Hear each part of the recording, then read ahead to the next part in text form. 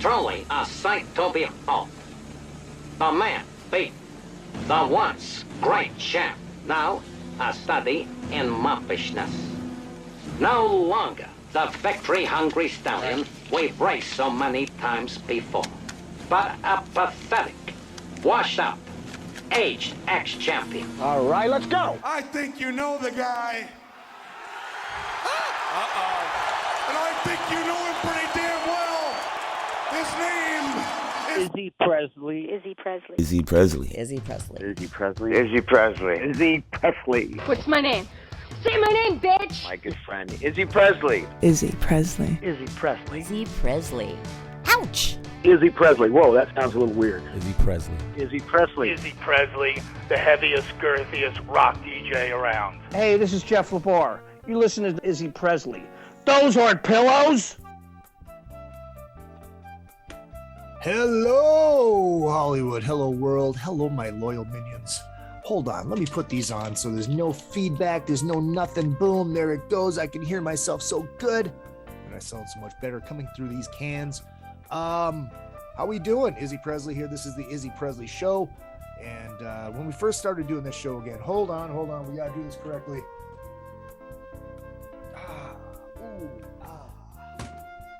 Crack one for the working man. Unfortunately, it's the crotch water. You know, Izzy's trying to lose weight, and it's working. Thank you, Vinny Tortorich, and no sugar, no grade. So, cheers. Paul Gargano was out of town this week, so there is no Metal Edge Presents Another F podcast. So I figured, hey, let us get the Izzy Presley Show rolling again. And here we are. And the guest this week is the great Stoney Curtis, my good buddy from Vegas. And known him for a couple of years. He has the Stoney Curtis Band, blues man extraordinaire. And plays guitar with Danny the Count Coker and Count 77. Of course, we all know Danny from Count 77, Counts Vamped in Vegas, and yes, the star of Counting Cars on the History Channel, one of my favorite shows, because I am a car geek. Well, I'm an old school car geek. I love those old school fucking muscle cars, man. You gotta love that shit. And of course, we all know my dream car is the Bandit 77 Trans Am. So there is all that. Make sure you guys hit up all the social media at Real Izzy Presley all the way across the board. Twitter, Instagram, Facebook, and of course, the show page is another F. No, that's the other one. That is the other one. Another FM podcast for Metal Edge presents Another FM podcast. Show page for this one is at Real Izzy Presley. So there is that. If you guys do like what I do, $ Izzy Presley on the Cash App, Venmo, Real Izzy Presley, Izzy Presley at yahoo.com for PayPal, all that kind of stuff. So we got all that, but I got a great show for you. Stoney is going to be great. I am rather excited about this. I've never interviewed him before. Only hung out a few times, met him at NAMM a couple years ago with our mutual friend Trish, and hung out with him up in Vegas for a couple days last week after I got off the Monsters of Rock cruise. Speaking of the Monsters of Rock cruise, this was the official Izzy Presley shirt from the Monsters of Rock cruise. Got a few of them left, like 10 left, 12 left. If you do want one of these, hit me up and we will discuss how to get them. They were on eBay, but they are no longer on eBay because eBay bends you over with no lube. So yeah, figure it's just easier to go direct. It is what it is. Monsters of Rock cruise was amazing. Killer Dwarfs, God love the Killer Dwarfs. I love those hosers. And of course, Kotzen and Nerd Halen was amazing. And oh God, the list goes. Sealer, Beeler and Soto and Vandenberg. It just goes on and on and on. Of course, karaoke was off the hook as well. The really cool thing during the Cruiser Jam was Cheap Trick. It was 2 nights, hence the font. Oh, look at the font in my man boobs. At one point on the stage, we had Pat Travers playing that guitar right there, my Vintage USA. That's the company, not the fact that it's vintage. It's the company. V52. It's a 52 reissue type thing. And what a deal. $400 in tune out of the box. Plays great, sounds great. It sounds like a telly should sound, plays like Telly should play. It's fucking amazing. So hit those guys up. And we had Stevie D from Buck Cherry and Russ Dwarf doing Ain't That a Shame. And it was cool. And I can't believe Pat Travers played that guitar. So fucking badass. And yeah, lots of other great stuff. Got jamming Billy Rowe from Buck Cherry and Feel a Shake, do. The name escapes me right now. And of course, I know you will be correcting me when you have the chance. Yeah, Steve Blaze from Lillian X and Patrick from Black and Blue and Brandon from Black and Blue. Huge thanks to Tyson and Brandon for all of your help with those shows. And it's great, man. Monsters of Rock Cruise. And I'm excited next year. It's going out of Cape Canaveral and it's going to be a blast next year. I am so stoked. And the Cruiser Jam theme next year will be Aerosmith. I'm really excited about that because I love learning songs that I've never played before. That makes it fun. But I kind of lay back. You know, I do a couple songs and let everybody else take the spotlight because that's kind of the thing of the Cruiser Jam. The cruisers get to jam with the artists, and the artists get to jam with the cruisers, and they both love it. And blah blah blah blah. We all know this chick. So make sure you guys hit up beateramplification.com. It's 2 E's beateramplification.com. 100 watts of testicular fortitude. Yeah. Hand wired, hand built. We all know the shtick. It's not behind me right now because it is at the rehearsal space for the Smoke and Kills. And Smoke and Kills news, we are opening up for Lit at the Corolla Family Barbecue. That is happening this summer. And if you guys do want to get into that, hit up CorollaDrinks.com. And I think there are still a few spots left. Badass. It's a great day. You get to see Corolla's cars and see the whole compound. It's fucking great, dude. So amazing. So amazing. So get out here for that. And what else do we got? Good friends at AP Laser, aplaser.com. And of course, Oz did these great lighters for us, the Smoke and Kills lighters. They will be available at smokekills.com. You should go there and buy the record. And all that kind of good stuff. So there is all that. Stoney Curtis Band Count 77 coming up right in a second. Gotta make sure I got all my bases covered. Paul will be back next week, so there will be another next edition of Metal Edge Presents Another Effing Podcast. And like I said, we're doing this show this week. I had planned on doing this show every week, but God, you know, I'll do them as much as I can. Be at least one a month, hopefully 2, sometimes 3. I don't know, depending on schedules. I know I do want to get my good buddy Keith Roth, for who I met for the first time on the Monsters of Rock cruise, and he's got a great band, and the album I think is available now. I don't have it with me right here, but the vinyl will be here. We'll get them on when my vinyl shows up so I can hold it up just like that. So after these couple short messages, Stoney Curtis Band Count 77. It is the Izzy Presley Show. Rockwood Saloon Authentic Apparel takes rock and roll fashion to a new level with their tees and tanks for men and women. They also make custom shirts, jackets, vests, pants, hoodies, beanies, and more. The Rockwood Graphics Department can design anything from your logo, t-shirt design, promo posters, band swag, and printed at great prices. From tour shirts and custom stage gear to killer threads for the street to the stage, Rockwood Saloon has it all. Rockwood Saloon, authentic rock and roll apparel for stage and street. World tour tested for quality, comfort, style, and durability. Check them out at www.rockwoodsaloon.com. That's rockwoodsaloon.com. Vinny Tortorich here. Hey man, if you're a fan of Izzy, you might be a fan of me too. I'm the guy that gets people to lose a lot of weight. I have something free for you guys. This is no clickbait. Just go to vinnytortorich.com and there's a big banner. It's a free PDF, how to lose weight. It's an intro guide to NSNG at vinnytortorich.com. Go check it out exclusively for anyone who listens to Izzy Presley. Thank you. RockstarLeatherworks.com is your home for badass rock and roll gear. Featuring 100% handmade leather bands, watches, cuffs, bracelets, and more, Rockstar Leatherworks has something for everybody. Whether you are going to the show or you are in it, you can find something to fit your needs. Choose from a variety of designs or create your own masterpiece. Their bands and watches are second to none. They also ship internationally. Who needs a stage to be a rock star? Check out RockstarLeatherworks.com. Back. I am back. I'm used to saying we because I usually have Paul Gargano with me on the Metal Edge Presents Another Effing podcast, but this is the Izzy Presley Show. So it's me and my special guest, my buddy. I've known him for a couple years. We met at NAMM. Yep. Was it the last time NAMM happened? I think it was the last time NAMM happened. It was. Yeah, because our mutual friend Trish. Absolutely. Us. Yeah, she was running down the hall and jumped on me. Oh, you have to meet Stoney. I'm like, okay, cool. And there's Stoney Curtis from the Stoney Curtis Band, and of course, Counts 77. So you're a Chicago guy. I am. We're both rocking our. I appreciate and I thank you for representing the Blackhawks there. I represented and I wore it just for you, being that I know you're a Minnesota guy. Yeah, well, I wore it just for you. Did I ever tell you the story behind this sweater? No.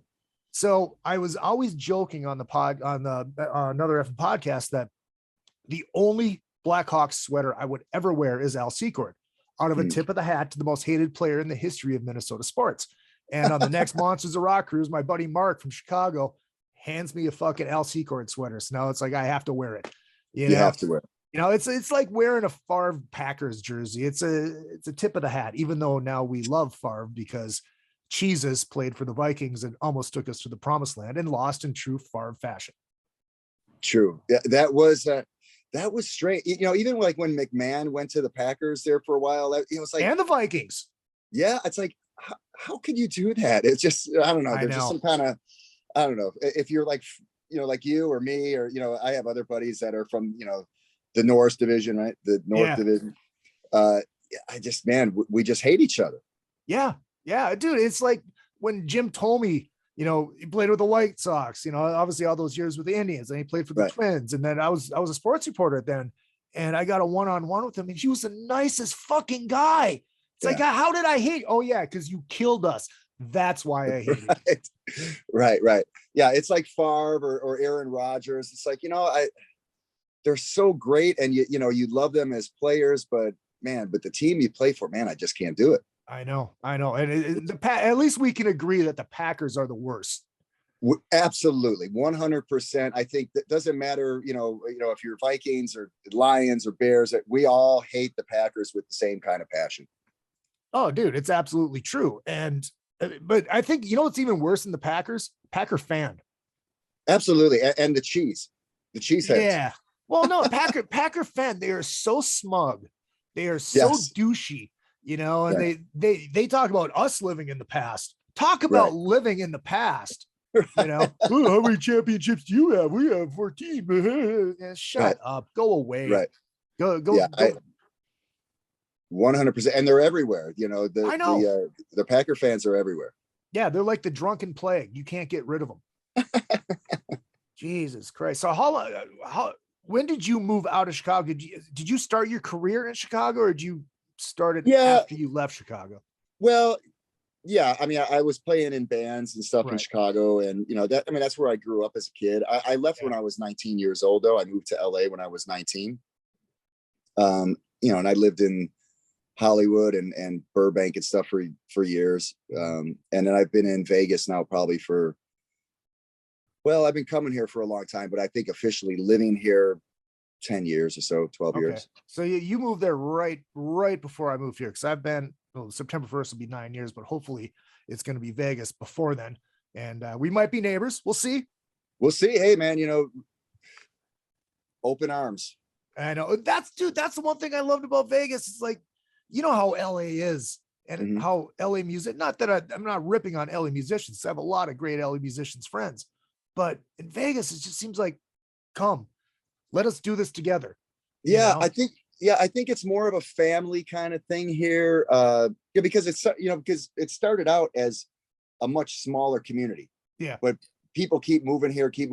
And, and we all kind of know each other. So it's just kind of like you're just kind of being brought into our little family, and we welcome it with open arms. I mean, we have a great music community here, great rock community. Yep. You know, and there's always something going on. You know, we definitely had a couple of years, lean years, as everybody did the past couple of years, but we're kind of getting back into it. I mean, just this weekend in Vegas is ridiculous with the amount of stuff that's going on, you know? Right. So, And I should have came up this weekend instead of last weekend, because then I could have saw Cheap Trick. We got Cheap Trick this weekend. We got Metallica. You got Billy Joel. You got the Allman Brothers thing. Wolfie tonight. I mean, it's a popping weekend here. So when you decided to move to LA to I'm assuming it was to quote unquote pursue the dream. Was it just one of those, you know, pack up everything in my fucking car and go, or was it planned out? How did you, what was the process for you? Okay. So, I was living with my mom and my younger brother at home, and my mother decided that she wanted to move out west. So, you know, she sold the place, and it was kind of like, you know, I was 18 years old at the time, going on 19, and you know, you're just kind of at a crossroad. Yeah. And it's like, well, do I want to stay in Chicago? Do I want to go with my mom, or do I want to just kind of do my thing? And I had a buddy that had moved out to LA maybe 6 months prior. And, you know, I just kind of went, you know what, I think I want to go to LA, you know, cause I want to play music. Yeah. I mean, yeah, definitely, you know, but I just felt like, yeah, it was just time for a change, and put on my big boy pants and grow up a little bit and kind of go for it. And man, I moved, and, I've never been back. You know, I never like went back home again or anything. I've always been, ever since I moved, I've always been a California guy, and now Vegas, you know? Yeah. Well, was LA everything you expected it to be? Well, you know, back then it was the 80s, you know, so I kind of was like right in the heart of, you know, man, I saw Guns N' Roses at the Troubadour the first time they played as the Appetite. And it was just by accident, Izzy. I mean, I just happened to be there. And I was with a buddy of mine, and you know, we would go to the Troubadour and stuff during the week, just kind of see bands. I mean, you know, we barely had any money or anything. We would take the bus up there, you know, it was just, and it was like a Wednesday night or something. And you know, he's like, all right, you know, let's get out of here. I'm like, you know what, this next crowd and stuff, it looks different, man. Let's just kind of hang out, you know. And they came out, and it was like, oh my God. You know what I mean? And so I was there for that, you know, and it was the time of the Sunset Strip, the mid 80s. You know, I saw so many great bands, and to see them in their infancy was pretty spectacular. And LA was different then too. It wasn't as overwhelming as it is now. Yeah. I think that maybe that's the word, overwhelming to go to, really, especially now for me to go back. It's just, there's so many people, and there's so many, it's hard to get anywhere, and it's so crowded, and it's just, you know, and the attitude has changed a little bit, and, you know, but I do love LA, and I loved LA then, and I still consider myself a California man, so to speak, going to our Cheap Trick buddies. But yeah, it was, because and I still miss that. Like when I go back there, you know, my son still lives there, and I go back and I visit, and you know, it's that morning, like when you wake up in the morning in LA, it just has that little bit of moisture in the air, and it just has that feel. I miss that so much. So yeah, so LA definitely was everything I thought it would be, you know, but then again, you know, in a way not, because, you know, I kind of grew up watching LA on TV shows and in the movies, and it was like, where's the house parties, man? Where's the, know, where's Ponch and John? So yeah, they're pulling somebody over, because when you see bike cops, they always got somebody pulled over. Right. This is one thing I learned from Chips. If there's one, his buddy's around somewhere. Yep. Right. They travel in pairs. So yeah, but I do love LA, and I did love LA, and yeah. So but then again, you know, too, I was living by myself. I was on my own. You know, I didn't have a pot to piss in, so, you know, I didn't necessarily live it up in LA. I was working, and I worked at KTLA, actually, running the lighting department there. Yeah, I worked at KTLA. I worked there for about 15 years. I ran the lighting department there, and then I would do music at night and stuff like that. Yeah. So, yeah, the LA experience was, grinding at times and beautiful at times. Right. Oh, it still is. Yeah. Right. I always say we live in Oz. Just don't look behind the curtain. Don't it's look like behind the curtain. The postcard is amazing. Then the back of that postcard. Ooh. Oh yeah. It really is. It was like watching the Super Bowl, the Super Bowl a couple weeks ago, and you go, keep getting my hair in my mouth. They keep showing these beautiful shots of LA. It's like, yeah, that ain't LA anymore, man. Come on now. You know what I mean? Come on now. Yeah, it's like when you're driving down Doheny towards Beverly Hills, and it's just gorgeous, and you got the palm trees lining the road. It's like, oh yeah.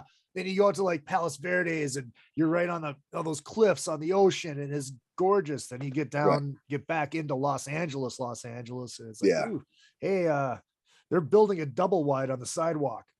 They really, yeah. I mean, some of it, man, some of it breaks my heart. It really does, because it hurts my soul, because again, I mean, I'm a Chicago kid, but I'm a California man. I mean, that's my city. That's where I grew up as an adult, so it hurts me sometimes to see it, but hopefully somehow, some way it bounces back. See, that I always love talking to you. Said I didn't know that you're that old. I thought you were just a little bit younger.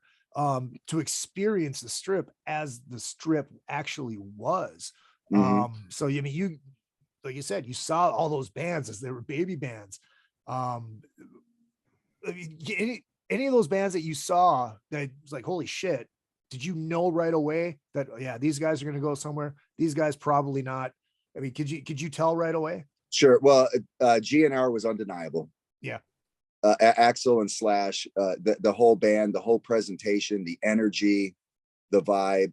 I mean, again, I was a child, but I mean, right there, I remember like kind of going to my buddy. I go, man, these dudes are legends, man. They're going to be legends. I mean, it's just ridiculous. I mean, it was, Reckless Life and Nice Boys Don't Play Rock and Roll and all that kind of stuff. And it was that raw Hollywood rock and roll, the cool guitars, that Aerosmith kind of vibe, right then and there.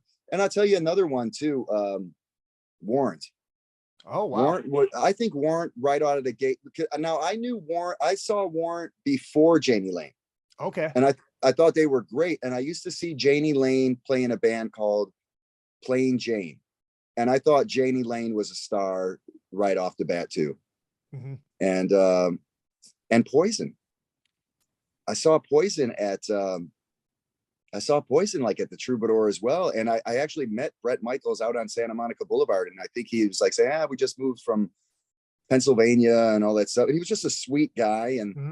But again, I mean, what they were doing and their presentation and the way they delivered, it was undeniable, Right. So some of them bands that kind of came out of there, I mean, LA Guns, Faster Pussycat, Let 'Em Go. I mean, you kind of knew, these guys got something.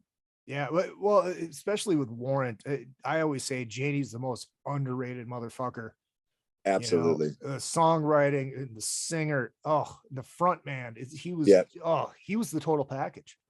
Was the total package. And again, another one, it just kind of breaks your heart. I mean, but I agree with you 100%. Way underrated, certainly does not get the respect that he deserves. The guy unfortunately just had his demons, and he couldn't get away from them, but his talent was undeniable. Did you play for any of those bands, try out for any of those bands? No. At the time? No, I just kind of did my thing. I've always just kind of, I just kind of always just did my stuff, in one form or another. Played with some other guys, but always just kind of, I just enjoyed playing like the blues rock kind of stuff. And, not a lot of people were really doing that back then. Right. And that kind of fell into the 90s. And then, I started my Stoney Curtis Band in 94, 95, Holy 96, shit. Somewhere around here in different forms of it. Obviously, right. It started out, I had a lead singer, I had a keyboard player, there was a bunch of guys in it. And that kind of started out just doing blues stuff, blues covers. Yeah. And then we would mix in some originals. And then as it just kind of progressed, people kind of fall in and out like any other band. People kind of fall in and out. And then it just became a 3-piece with my horrible singing. But, it's like, but it just kind of went like, for what I do, I don't really need that.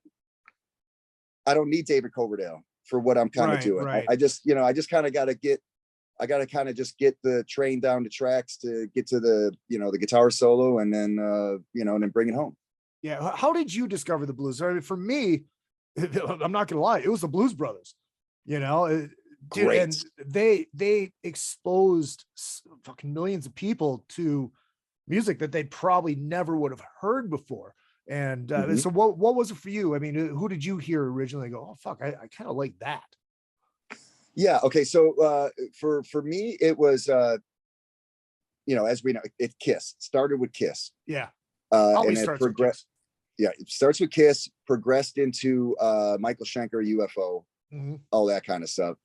And then my buddies, Tim and these are guys that I still hang out with today. Yeah, my buddy John, my buddy Tim, and our buddy Mark, who passed away a couple of years ago. But we would do everything together and go to concerts and stuff all the time.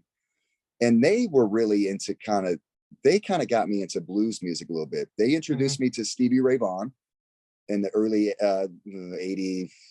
Whatever the second album came out, Couldn't Stand the Weather. So that was 83, 84, somewhere around there. Well, okay, hold on. I have to stop you there because first time I saw Stevie was on that Live at El Macambo oh my show. God. And I'm sitting there watching it with my fucking jaw on the ground. Yeah. Like, whoa, holy fuck. I mean, what was your initial reaction to Stevie Ray Vaughan? The best ever. I mean, that just kind of way, and I still look at Stevie Ray Vaughan as the best guitar player ever for what I like, Right. Because I just think that he embodies a little bit of everything. I mean, it's blues, but he lets it loose, and it's with a lot of heat, a lot of energy, and so again, I mean, my initial, when we're in my buddy Mark's basement, I remember this like it was yesterday, shooting some pool in his basement, and he put on Couldn't Stand the Weather, and it starts with Scuttle Button, that guitar riff, you go, wow. And then he has Voodoo Child on there, and I mean, all of it, Tin Pan Alley, and it just kind of blew you away, right? Yeah. So that really kind of got me into Stevie Ray Vaughan. But then we would go to Chicago Fest when it was on Navy Pier, right? And we went to see Billy Squier, and we were little tykes. I mean, we were these little brats. We'd take the train and go downtown. We didn't care, but again, it was a different time. Yeah. And at Chicago Fest, they had it was on the pier, and down the pier there was the rock stage, and it would be the country stage, the blues stage, jazz stage, that kind of thing, right? And it was seating like that. We saw Billy Squier, and Billy Squier was fabulous. I mean, it was In the Dark, that album, The Stroke, all that. So he was great. I love Billy Squier. But we were leaving, and we were just kind of walking down the pier, and we hit the blues stage, and BB King was playing, and it was like the end of his show, and he was playing The Thrill Is Gone. Again, this is like certain things in your life that you remember like it was yesterday. Yeah, he's playing The Thrill Is Gone, and we all just kind of stopped, and I was going like, what is that? And that was it for me. Then it was, because being in Chicago, of course, you're always kind of surrounded by blues. Right. I always say, Chicago is blues, and Hello Chicago, Would You Welcome from England, UFO. I mean, that was our childhood, right? Yeah. Strangers in the Night, Kiss, Stevie Ray Vaughan, blues music, because it's everywhere. So ever since then, that's when I really kind of got into blues music, because that you kind of see it and you're going, man, just the way they put everything into it, that it's emotion, it's the emotion, the soul, the feel, the way they sing it, the way that the delivery, and that's kind of where I just really started to obsess on it. Right. Well, it's weird you talk about seeing BB like that. It's like my experience was, I think it was on the first Monsters of Rock cruise. Hammered. I go up to have a cigarette up on the pool deck, and it's late at night and Y&T is playing. And I had never really seen Y&T. And obviously I knew Summertime Girls, yada, yada, yada. I'm up there smoking and it's just windy as fuck. The fog is just, the fog machine is just heavy and it's just blowing all over the place. And they're in the middle of fucking I Believe in You. And Meniketti's just I believe in you. And I'm hammered and I'm like, what the fuck have I been missing? Yeah. Dave Meniketti, Barry, who plays with me in both the Stoney band and the Count band, he always goes, Dave Meniketti, I write the songs, I sing the songs, and I play all the big solos, baby. Right. Yep. I mean, he lays it out. Well, Y&T comes to Vamped every year, does a couple of shows. It's always packed. It's always mind blowing. I've always been a Y&T fan. You remember the Loop back in Chicago, the radio station, the Loop? No. Well, it was a big rock station, had the Loop, Yeah. But they used to have a, like their commercial. I was talking to Eddie the other day, and I was telling him about how I kind of learned about Y&T. But they would have this commercial, and the song "Squeeze," which is that really cool guitar riff, was like their song as they were, 98, the Loop, blah, blah, blah, and it had like the cars zipping through this, but that riff was playing. And I go, man, what the hell is that, man? And that's what got me into Y&T. And then, you hear like Black Tiger and Mean Streak and all that. And man, just so good. And Meniketti is him and Jill are like the nicest people in the fucking business, nicest people in the world. And a shout out to Dave. Obviously the news came out that, he's fighting prostate cancer right now. And that's horrible. Amen. In fact, the Count band, they were supposed to be here maybe a month or so ago. Y&T was supposed to play up at Vamped, and they, with all the stuff going on, they postponed it, and then they were supposed to be here in a couple of weeks, and they postponed, because I think the Count band is actually going to do a gig at Vamp coming up in the middle of March. Actually, it's March 19th, but Y&T was supposed to be there, and they had to postpone. Then, again, Y&T has a long history with Vamped, and Corey and Danny love Dave and the band, and back when Brad was in the band and stuff. So I mean, again, it's part of our little family. So we definitely are sending a lot of positive thoughts to Dave for sure. Yeah, definitely sad news, but hopefully he can beat it. That's I hope all so. we can hope. So hopefully they caught it soon enough. I didn't read the full release that they put out. I just reached out to Jill, say, please give Dave my best. And, for sure. That's all you can do. Were you ever close to a record deal? I've been on Shrapnel since 2005. Oh shit. Okay. We'll see. Or 2004. There you go. Yeah. So I met Mike Varney in 2004. He signed me about, now back in the day, again, Vegas was different, but I used to play at a place called, and I still do, but it's just a little bit different than it was back then. Place called the Sand. Well, you and I went to the Sand. Yeah. Cool club. But back in the day, it was a blues bar, biker bar. And this is when Vegas was a true 24-hour town. This was like in 2000. I wouldn't even start Izzy till 2:30 in the morning. So I'd play from 2:30 in the morning to 5:30 or 6 in the morning, or depending on if I had friends, we'd go into the morning, right? Yeah. And play Friday, Saturday. And that's kind of how I built my following in Vegas and my crowd in Vegas, and kind of how I ended up in Vegas, because I just met so many great people. Yeah. And then I met Mike Varney in 2004. He came to see me at the Sand Dollar in the middle of the night, and we just became buddies. And maybe a couple of months later, he said, I think I want to do an album with you. And so we've done 5 Stoney Curtis Band albums, and then we've done 2 Count 77 albums with Mike. Okay. And then right now, Mike and I are working on a new Stoney album and a new Count album. Nice. So, I mean, it's not, Sony or whatever, but it's, right. it's a legendary label. Yeah. And, Mike, he lets me kind of do what I want to do, which is cool. And, so I've had that. Well, look, and that expels another myth about Vegas, where it's just cover bands and casino bands and stuff like that. But you can actually go out and make a living doing original music? I've never been in a cover band. I mean, Really? I've never been in a cover band. I've done a couple, cover gigs, but right. I've never been in a cover band. I just had a guy recently, send me a text message saying, "Hey, can you do this gig? Pays this, but I'm going, dude, it's not what I do. Yeah, right. I'm sorry. I don't do Living on a Prayer or Don't Stop Believing. It's just not what I do. Yeah. I've always just kind of done my music. And also like with the Count Band, we kind of divvy it up. We have two original albums, but we also do the big 70s covers in the show. Right. Slow Ride, Train Kept a Rolling, that kind of stuff, right? And that's probably the closest to being a cover band. But even with that band, I always told those guys, man, if we're going to travel around North America and stuff like that, and we're from Vegas, we're not a cover band, we're a show band.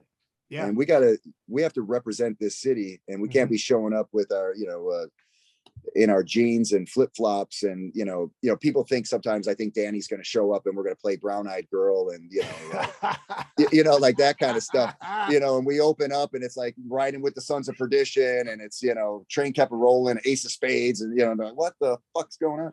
Right. Scare some people, but, yeah, that's my vibe on that, Right. Well, I mean, that may change a little bit when I come to town, but yeah, I mean, I love it. I mean, I certainly love it. I just love playing music all the time, but for like the Stoney Curtis thing, it's always just kind of been my stuff.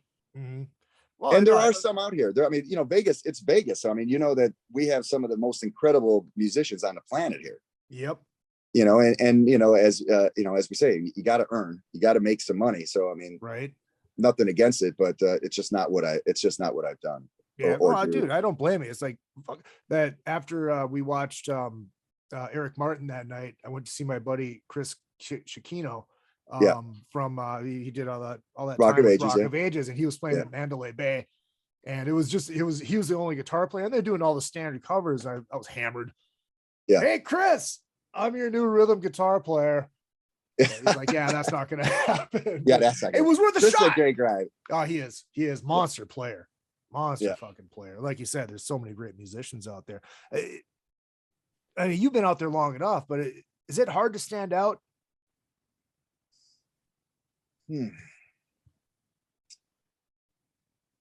Well, I guess it just depends on what you're doing. Yeah, that's true. You know what I mean? Because there are some really good bands here, and then there are some, not. Right. You know what I mean?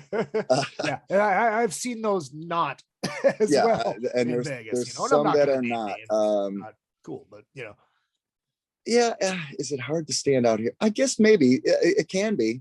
Yeah. But again, I mean, we're all kind of really cool with each other. So yeah. I mean, for me anyway, I've always been very supportive, because as much as I love playing music, I love seeing other guys or girls play music too. Yeah.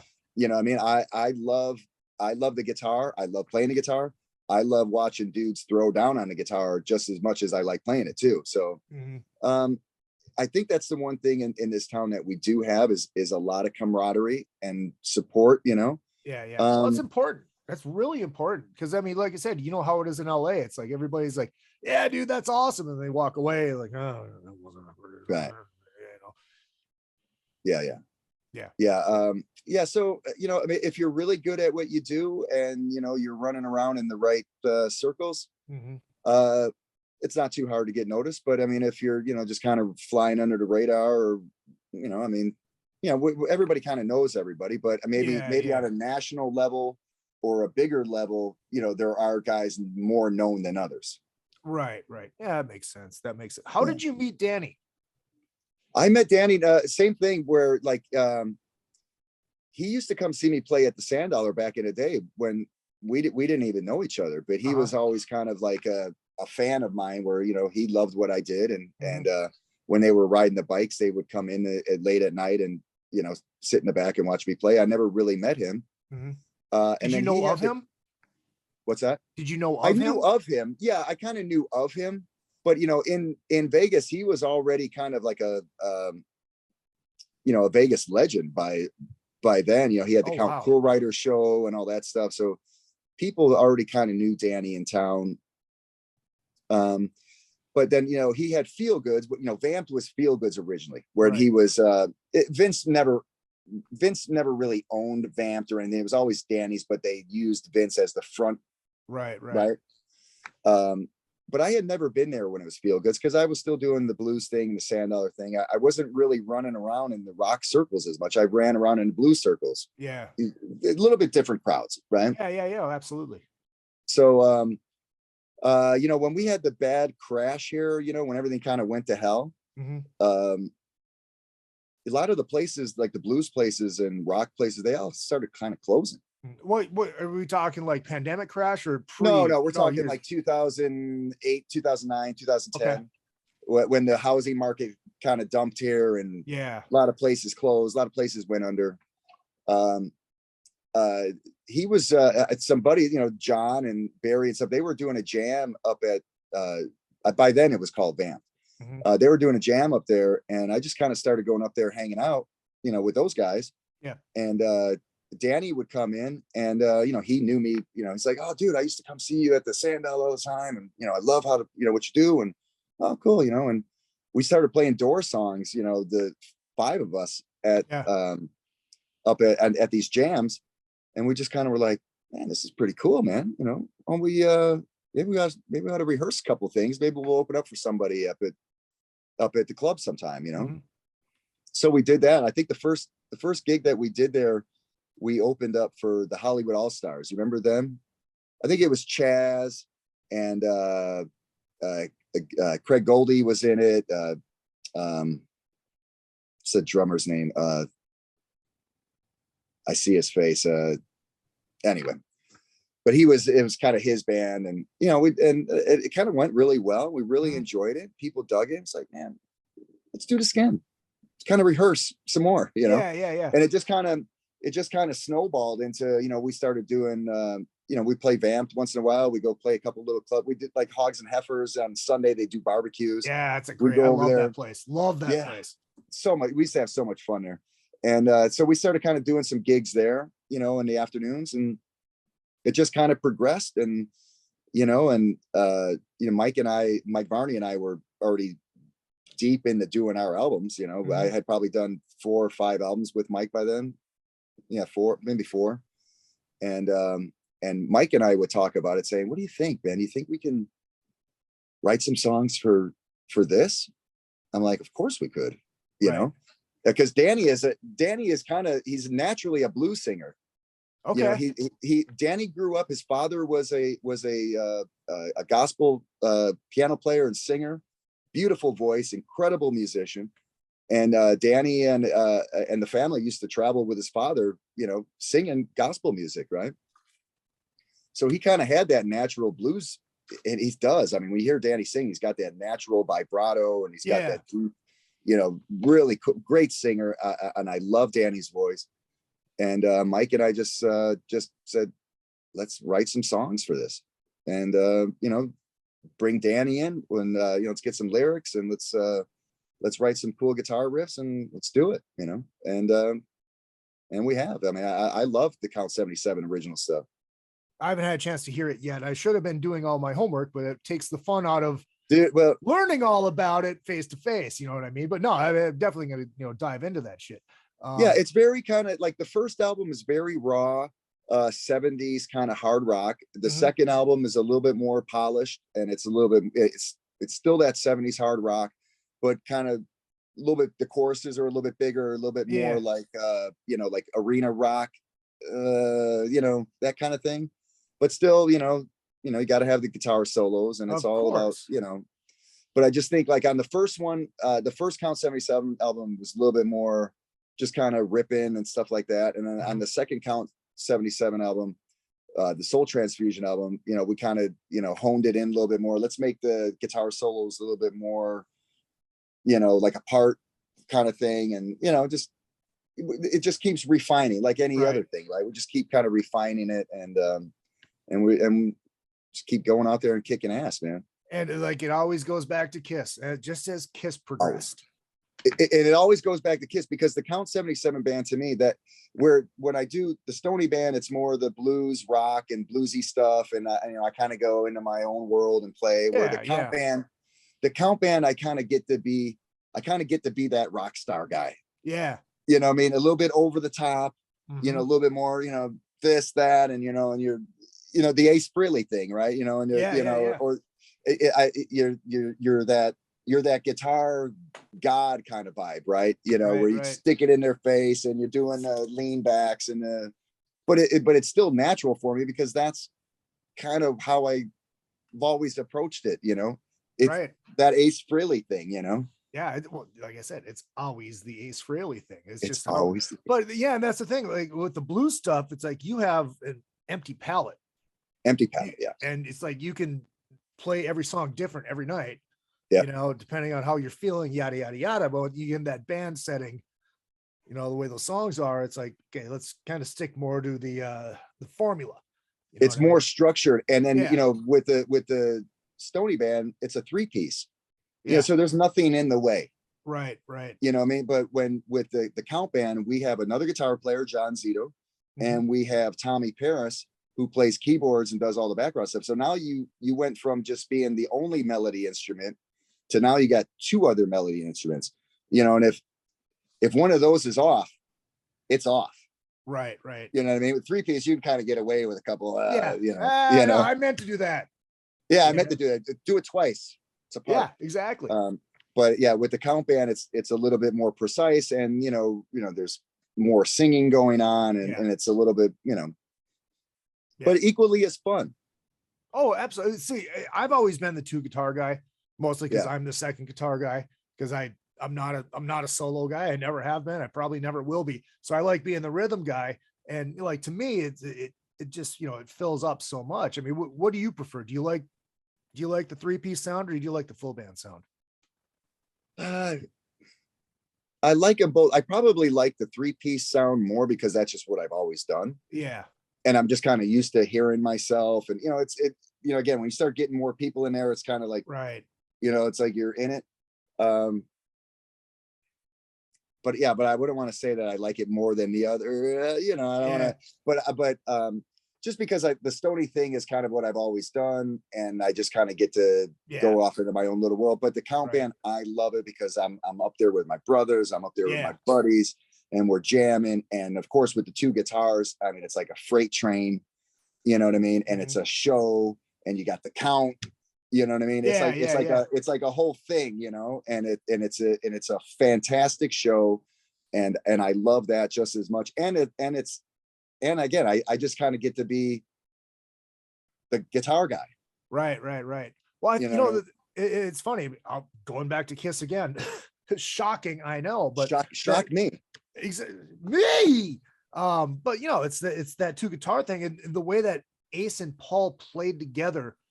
Like the parts were different, but they melded together so much. I think that's the same thing with Guns N' Roses.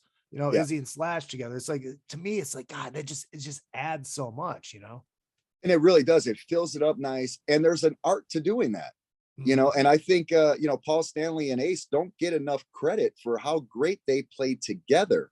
I mean, when we look at what they do all the time when John and I are playing together, because, it's like, Paul would play low, Ace does the high things, and the way they do their harmonies together and the way they blend it together, man, that's an art form. The Thin Lizzy, the Iron Maiden, the Kiss, the Aerosmith, the Guns, all them 2 guitar bands. I mean, there is definitely an art to playing with another guitar player. Oh no, there really is. And that's kind of what, like I bring to the Smoke and Kill stuff is you got Dawson playing the acoustic, then you got our new guitar player, Brian Whelan, played with Hi Brian. He played with Dwight Yoakam for like 10 years. Nice. But I'm just rhythm guy, so but I take a lot of that Kiss influence in there, and I'm playing the harmonies, and it just, like you said, it just fills up so much more. It's right. Yeah. Paul Stanley was doing a lot more than prancing around in the boots. Right. Yeah. And shaking his ass. Shake it. Doing the pout. I mean, dude, poor Trish, man. I abuse her with the Kiss stuff, man. Yes. Of course you do. I mean, here's the first Kiss album. Learn it, love it, yep, live it. Yep. Here's the Peter Criss solo album. Learn it, love dude, it. I'm telling you, there was about 8 months ago, we were driving around and somehow I had the Peter Criss solo album in the car and going, a slide bag on. Yeah. It's a great record. It's a great record. It is. Really is, man. I don't know about you, but you see, I also grew up, my sister was 13 years older than I was, and my brother was 9 years older than I am. So when I grew up with, and my mother, of course, too. Yeah. So my sister loved like Motown and the Eagles and all that kind of stuff. And my brother, when he was younger, was the Alice Cooper and the Led Zeppelin, Pink Floyd, all that kind of stuff. So those influence. But my mom, she loved Neil Diamond and Charlie Rich and Engelbert Humperdinck and all those people. But so I always kind of loved ballad kind of music too. And the Peter Criss album, it just kind of reminds me of just kind of being younger, and just those nice love songs and the ballad and the cool singing. And it's just, so I love the Peter Criss solo. Dude, it's great. Look, when it really hit me, it was a couple years ago. Cause I was always the guy that made fun of the Peter Criss solo record. Hey, the Peter Criss solo record, ha ha ha. And after starting to listen to Casey Kasem's 70s stuff on 70s on 7, it's like you hear something from September of 78, and every song that was in the top 25 sounded like it could have been on Peter Criss's solo record. Yeah. God, I should take another listen to this. And I listened to it, I'm like, fuck, I get it now. Because you cannot listen to it as a Kiss record. No. It's so easy to be in that mindset because you're looking at the makeup. Right. You put it on and just listen to it. It's like, oh my God, these are great fucking songs. They're great songs. Right. Yeah. Because right. You go, this isn't Rip It Out. Yeah. No, exactly. But when you put, like I Can't Stop the Rain and Easy Thing, and it just, because it's more, it's emotion, Right. Yeah. No, that's great. I mean, that's kind of Sugar Papa Light. Dude, they're all that's great. The kind of Sugar Papa Light. Hey, man. I mean, that's still the Sugar Papa Light. I always say that Peter's the most underrated guy that was ever in Kiss, because he gets shit on a lot. He does. I hate when those guys beat up on him. I mean, I get it. He was probably a fucking pain in the ass. I get it, but man, you cannot deny his contribution to the sound of that band and what he brought to the table. Before he spiraled, right around Dynasty, man, those records and the drumming and his vocals on those records. Dude, listen to 100,000 Years on Alive. Yes. You tell me Peter Criss sucks. Right. Fucking all 10. Right. Here's all 10. Right. Because I mean, that drum solo, it's musical. He was a musical drummer. Yeah. That was the thing that I loved about him, is that as you and I both know, like, I do the Kiss night things, and we've done a couple of Kiss tribute albums, and some of these guys will come in and play the Peter Criss, and no, it's not right.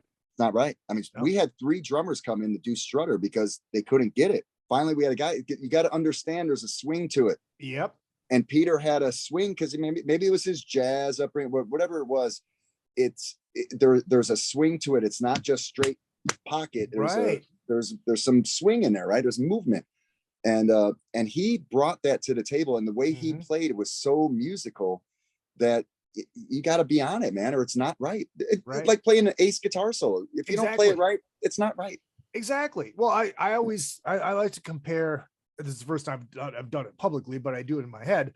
I like to compare Eric Carr and Peter Criss to David Lee Roth and Sammy Hagar. 2 different monsters. Neither of them can do what the other one can do, but both were awesome for what they did. Absolutely. Well, yeah, same thing. Same thing with Bruce. Yeah. Oh, God, Bruce. I love Bruce. Bruce Kulick. He comes. Hold on a second. I got to show you this. Oh, that's fucking badass. This was a gift from Bruce Kulick. That's amazing. Signed, and it sits here in the studio. But I mean, I've always loved, and Bob as well. I mean, Bob and Bruce is playing it. It's incredible. Whether it be Kiss or any other band that he plays in. I mean, Bruce is incredible, but I always looked at Kiss that same way. It's like the Bruce the Bruce Eric era, no matter whatever Eric you're talking about, right. Carr in this case, Bruce and Eric, you know, that's the same thing with like the Van Halen thing. You know, different band, still great. Yeah, still great. I still say to this day, Asylum is the best non-makeup record. It might be the best record in the 80s. I mean, I'll take Asylum over Creatures. Oh yeah, you like Asylum over Creatures? Oh God, yeah. I think Creatures. See, and this is it's funny how it always goes down to Kiss rabbit hole, and I'm okay with that. But I'm always okay with that. Creatures, to me, it's got, you know, those 3 great songs, and there's a lot of dud filler in there to me personally. Sure, I get it. Asylum, I think Asylum flows all the way through. You know, even the song "I'm Alive," get the fuck out of here. Oh my God, Bruce is playing on that. That's what Kiss would have sounded like with Eddie Van Halen. That is the sound that they wanted. That kind of vibe. Yeah. Great album. I just listened. Well, Bruce gave me that thing, and I put on. I was sitting here in the studio. I go, man, I haven't listened to Asylum in a while. I put it on. It was like last week. I was going, man, that album. Yeah, you're right. It is killer. So fucking bad. How long have you been doing the Kiss night in Vegas? And how did that all come about? Okay, so the Kiss night thing, I've been doing it. We've done 7 Kiss nights. We're going to do, it would have been 8, but we had the shooting here. Kind of, you know, so we kind of just did it as a victims fund benefit that year. I'm going, you know, how do we do a Kiss night when all these people were just massacred a week ago? There's no fucking way. But we've done 7 of them, and we do a featured album every year. And we did Creatures, and we've done, you know, we did Dress to Kill, we did Rock and Roll Over, we've done Love Gun, we've done, you know, Asylum might be one to do. Asylum might be one of the next ones to do. But it kind of came about.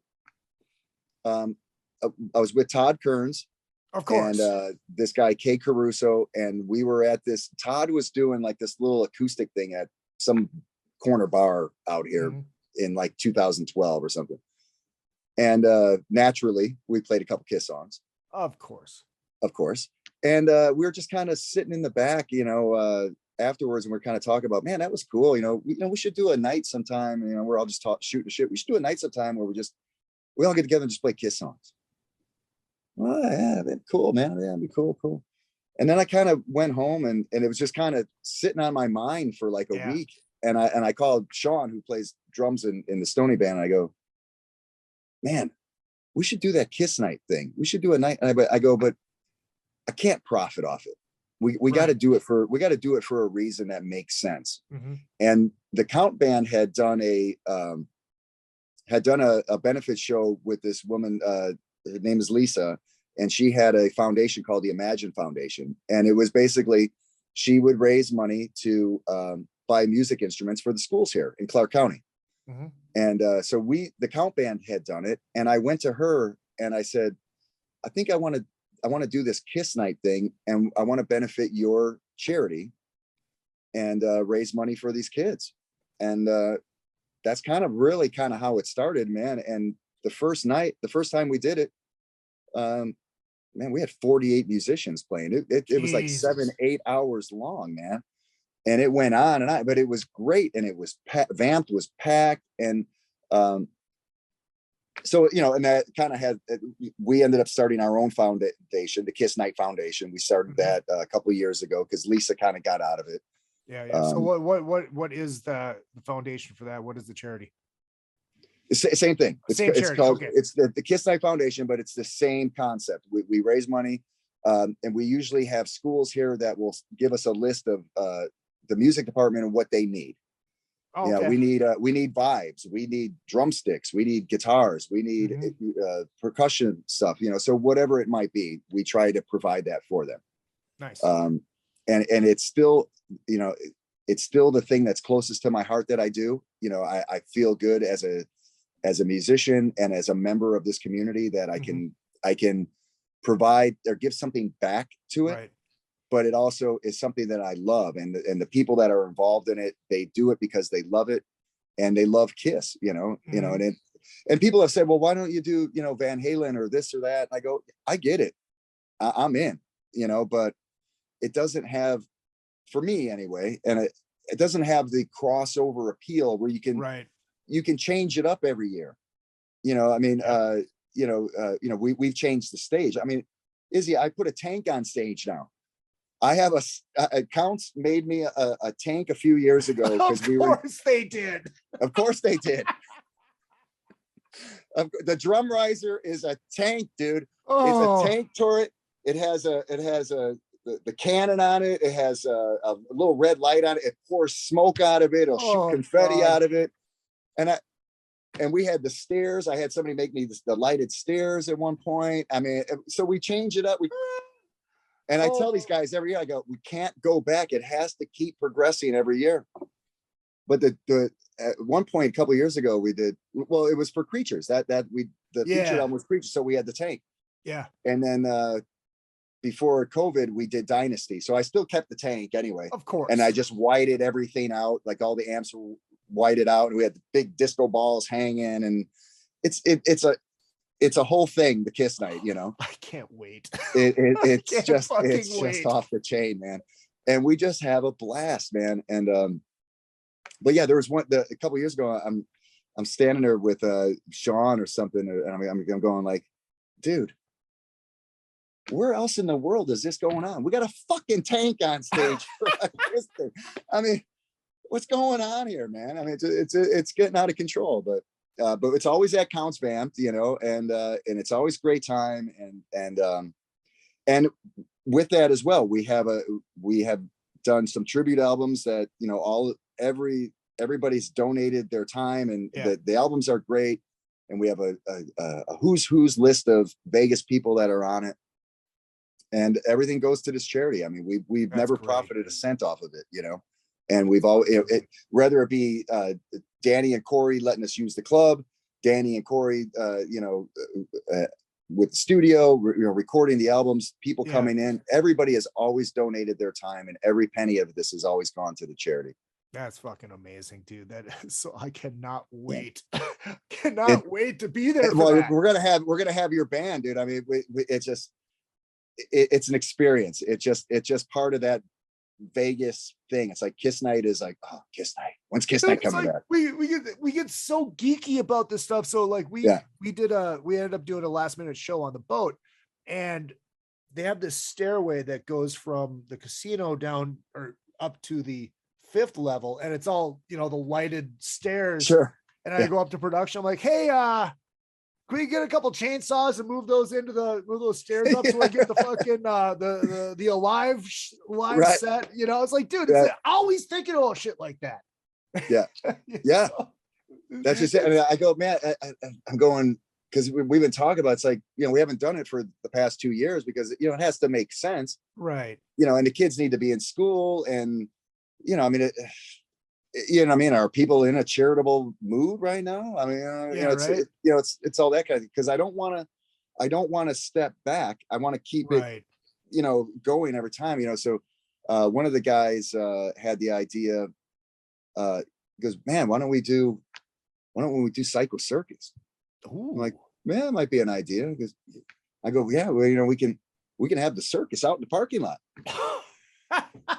I said, well, maybe we do the Dodger Stadium show inside, because that was 2 hours or something like that. That show, and they did pretty much everything. Maybe we do that, and then maybe outside in the parking lot we do the freak show, the freak circus thing.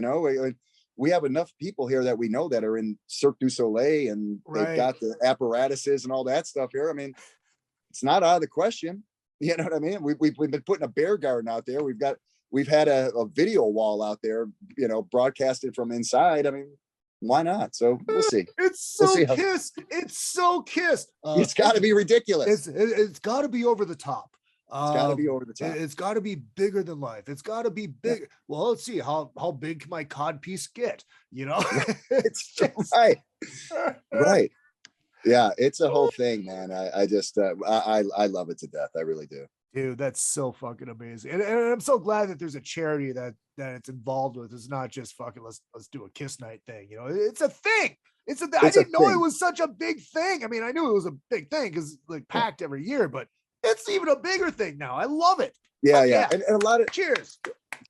Thank you. And I have, there's Sean McKee, there's John O'Connor, Keith Robert, there's Kay Caruso back in the day helped out. There's people that are involved in it, and again, they all donate their time. And when you're putting together 40 to 50 musicians over a 6-7 hour span, I mean, there's a lot of work that goes into it, and and just putting together who's going to play with who, and the set list, and this and that, and we want people to come in and rehearse it, at least touch the songs once or twice, so everybody is on the same board, because we broadcast it on the internet. We live stream it and stuff. So I want it to be good, and I want the performances to be good. And just like a quick question of like, or a quick little thing about it too, is like, and we want the songs to be we want them to be played right, Right. So one of the years,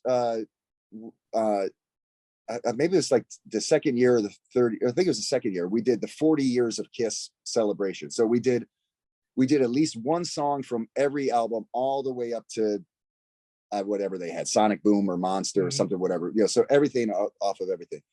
And so the first song of the night is Deuce, and I got a guy come, I had a guy come in, and he just started doing like Vinnie Vincent over it, just shredding over it. I'm like, wait, I'm sorry. No disrespect, but man, no. This is the first song. It's got to be right. Right. I mean, you got to hit that solo right. You just can't blaze all over it, man. It's just like Gene always said, you don't play with your hands, you play with your dick. Play with your dick. Yes. That's a good one. Yeah. Oh, fucking Gene. I'll be playing with my cock tonight. Yeah. But yeah, dude, I so look forward to you being a part of the Kiss night, man. Dude, and anything I can do to help on, well, and too, it's like wise, and I appreciate it. And the thing like with the Kiss thing too, it's like, oh, you're a Kiss fan? Oh, then you're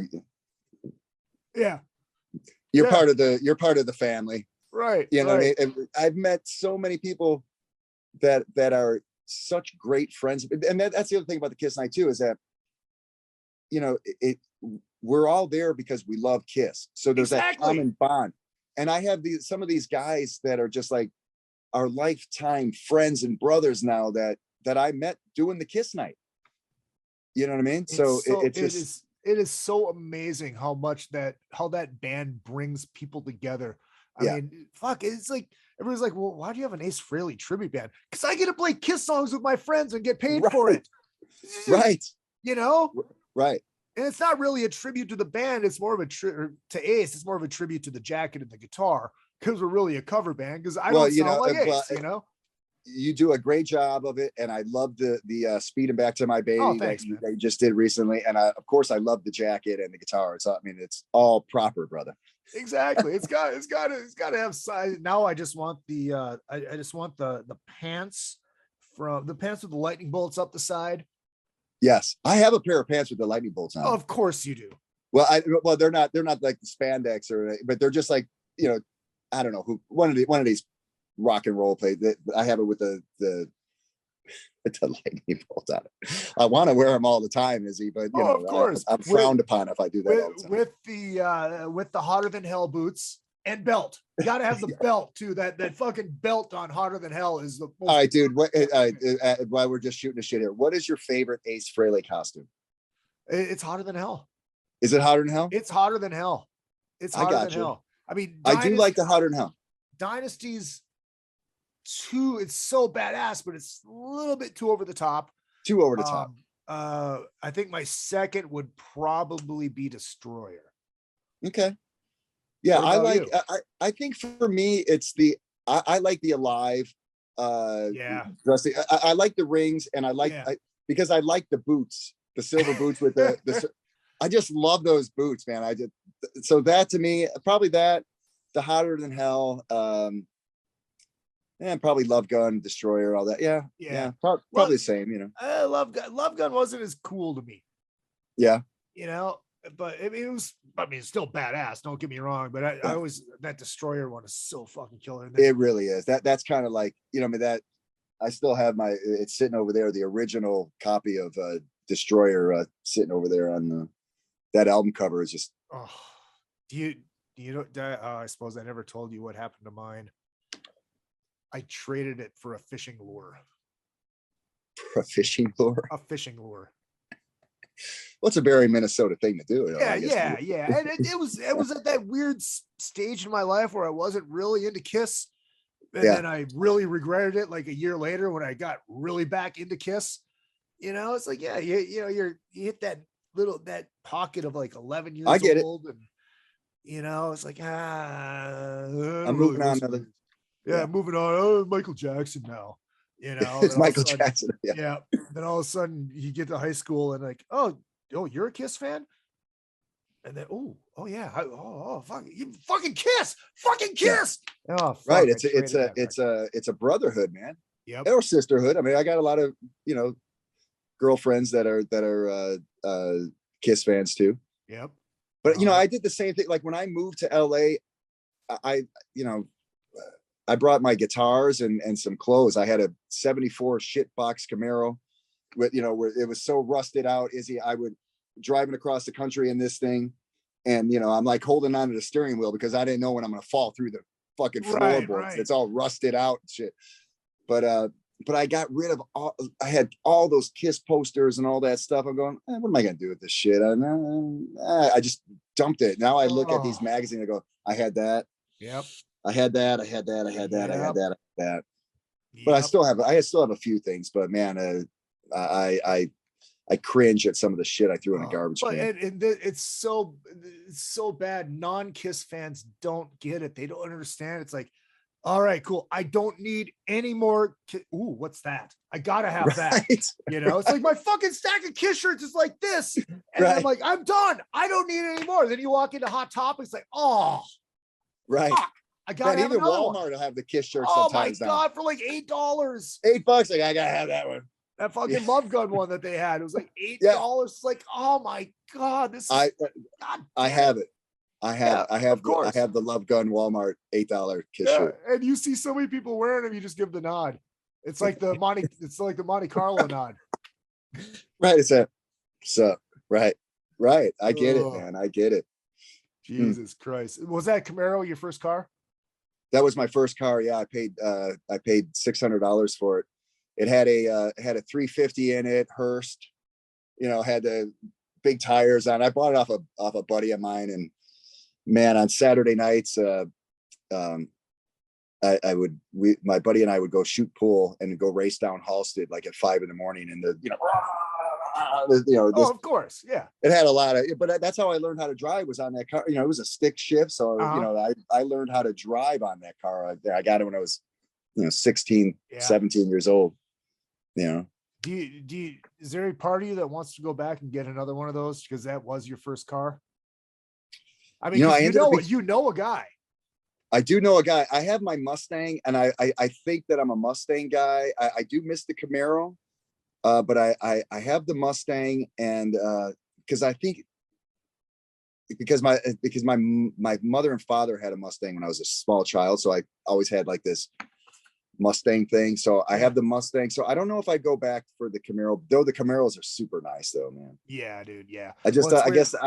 Over time, I just became more of a Ford guy, I think. Yeah. Well, I always loved Mustangs too. It's like, fuck, our shitter material was the Auto Trader. You know, reading the auto, circle that one. I'm never going to get it, but it was always the Mustangs. And like, I saw the Boss 429. I'm like, but then, my first car was a 74 Firebird. And nice. Well, we basically had the same car then. Yeah. Pretty mine much. was a 74 Camaro. I mean, so basic, same thing. I was so stupid. I didn't realize that car ended up turning into the Bandit car, and now that's my dream car is that 77 Bandit Trans Am. Dude, we had a Bandit here for a while. Did you ever see any of that stuff? I'll have to send you a couple. We took pictures with it, so it was Burt Reynolds' car. Oh yeah, well I saw it on the TV. I see it on the TV. Yeah. That was pretty cool. Yeah, dude. That's Danny did. We went down the street and Danny did a bunch of.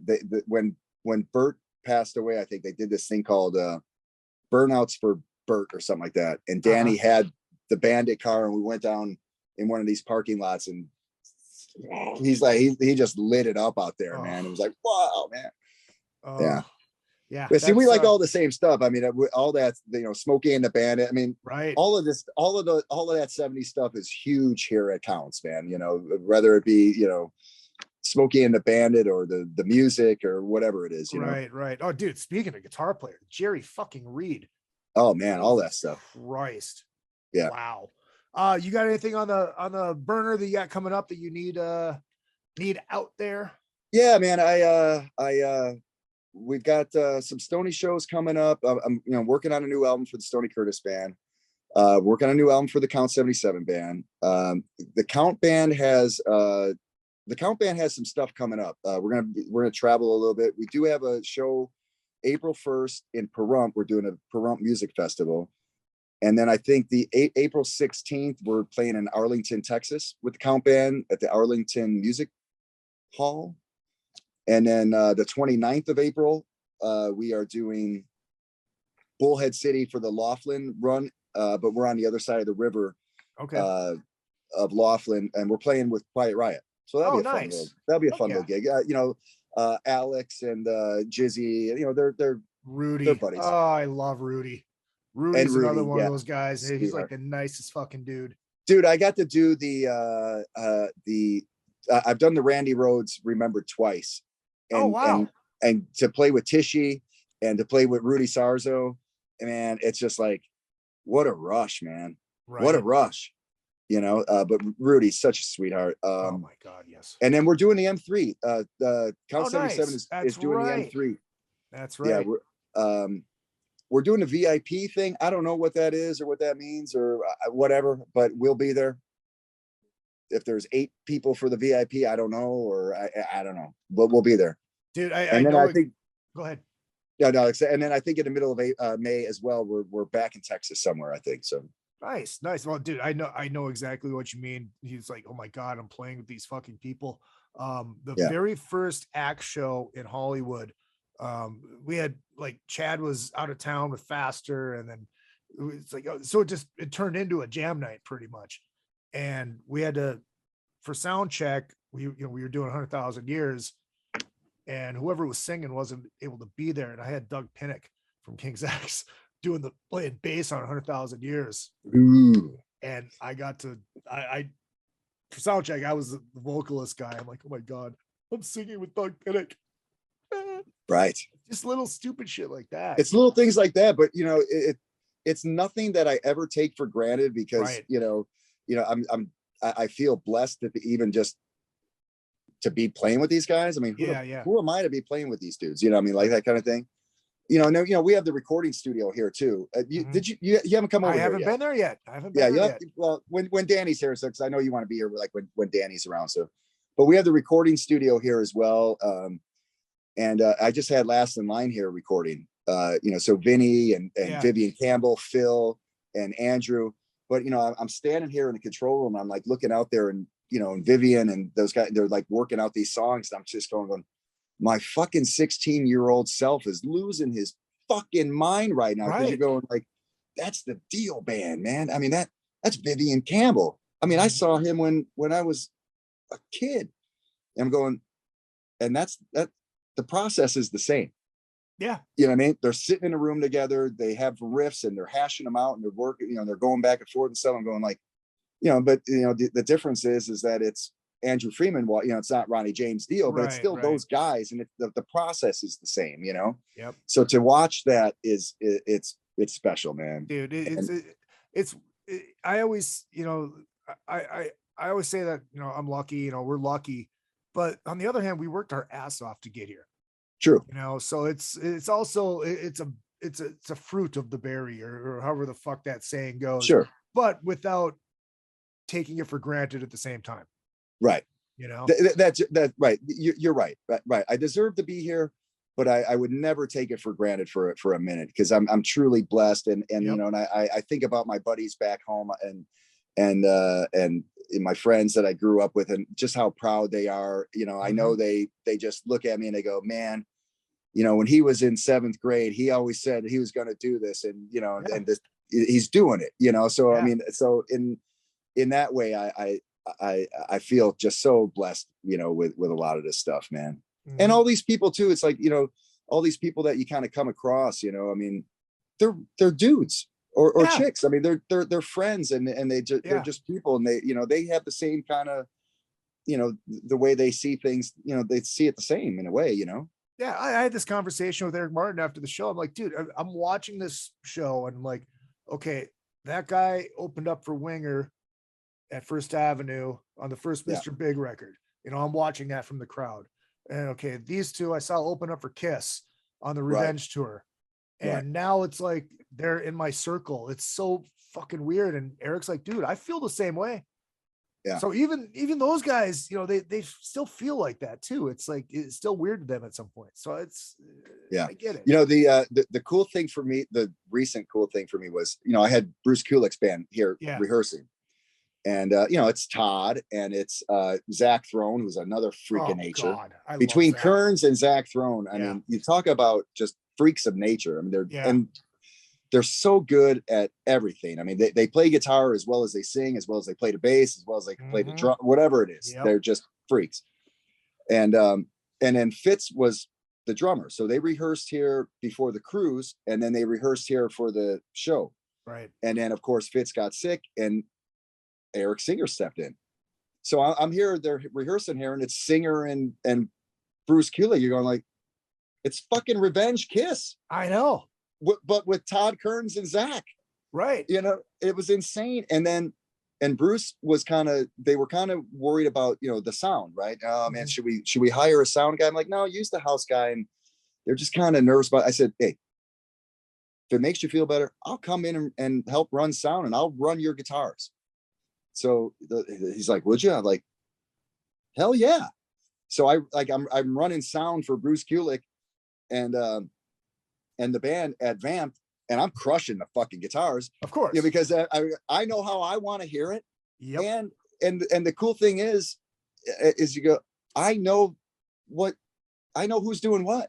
So yeah, exactly. I'm not going to miss a thing. So I know when Todd's going to do a harmony or do a riff. I know when Bruce is going to do a little riff or a little solo, or when the solo, so it's not going to be like do. The volume's not going to be coming up as I'm already timed it. Yeah. Bam. And I had so much fun doing that, but that was like such a thrill for me, because Singer's playing drums and they're just basically playing shit from like a live 3, you know? Right. Yeah. And it was just so good, man. But that was a rush for me on a different thing, you know? It's that Kiss DNA in us. You know? Yeah. But I just love it. Even little shit like on the cruise, my cruiser jam, that fucking telly behind me. Yeah. That Travers. I've heard about it. I'm watching some stuff about this. Tell me about this telly. Oh, dude, it's the Vintage USA. The company. And dude, it's $400. In tune, out of the box. It plays just like a telly, fucking sounds just like a telly. Yeah. Fucking, they're so fucking good. These guitars are amazing. And like they have all the guys in Ace's band are on their roster. And I think I can't remember who else, but dude, they're fucking great. And dude, you're not spending Gibson and fucking Fender money as much as I love Gibsons and Fenders.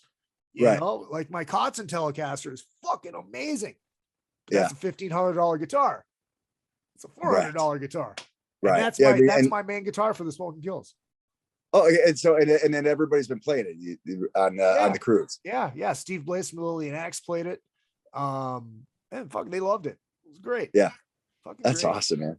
So what is the jam on the I want to do the Monsters of Rock. You know, I know Eddie's talked about, you know, you got to do the Monsters of Rock, and like, yeah, I would love to, you know, I would love to do it with the Stoney band or the Count band or whatever. And so, yeah, I'm looking for a new agent and new representation. Yeah. There you go. No, like for the Stoney band and for the Count band. So look, there's a couple jams on the boat, and the artist only one is Tyson Leslie from Vixen puts that on, because he does Rare Hair out in Nashville, and basically he does Rare Hair on the boat with all the artists. But I do the Cruiser Jam, and that's where I have artists and cruisers playing together. Nice. So, like we had 2 cruisers playing with Pat Travers, Stevie D from Buck Cherry, and fucking Russ Dwarf from Killer Dwarves. Nice. Pat Travers, man, that's another big one for me too, man. Fuck, that dude is so good. But it's like, and train wrecks happen, especially when you have people that aren't. It's like your own, but it's okay because like Patrick from Black and Blue, he, like I sent out all the thank yous, and he replies like, dude, I don't care if train wrecks happen, because it's not a jam if you know the song, baby. Exactly. And no, but the experience that the cruisers get, like Ain't That a Shame with Travers and those guys, the gal that played the 3rd guitar, she took lessons just to play that song. It's cool. It's like your own little rock and roll fantasy camp. It really is. And she was glowing. She was fucking glowing. And it's like, but isn't it what it's all about? Exactly. I mean, isn't that what it's all about? I mean, music is supposed to be all inclusive. It's supposed to be bringing some good energy to things. And when I mean, those are lifetime memories that those people are never going to forget. Exactly. You know what I mean? They're never going to forget that moment. Yep. And that's another reason that I don't take anything for fucking granted. Right. It's like I geeked out a little bit because Pat Travers was playing my guitar, and it's like a lot of the artists, like, they're friends of mine. And so it's like, all right, cool. I'm going to jam with my buddies, but sometimes I have to take myself out of that mindset and remember that the people that are coming up to play with them, they're fans. They're not on the same level that I am with a lot of these guys. And it's like, dude, that's what it's all about, man. It's so fucking cool. It's so cool. I'm so honored to be able to do that every year. That's super cool, man. Yeah, I've watched some of the videos and the pictures and stuff, and I just, man, it just looks so much fun, man. It's so dude, cool. It's great, man. It's so fucking fun. And we did 2 nights of Cheap Trick. I mean, how can you go wrong with that? We got 2 nights of of Cheap Trick. The Cheap Trick coming up here in Vegas. There's so much going on in Vegas this weekend. It's like, what don't you do? Yeah, I know. Because you're gonna be. It's like, no matter what you decide to do, you're still being cheated out of something else. There's so much good stuff going on in this town this weekend. Right, exactly. Somebody sent $5,000 to Izzy Presley on Venmo, real Izzy Presley, and then I'll just move now. Just do it now. I'll just move right now.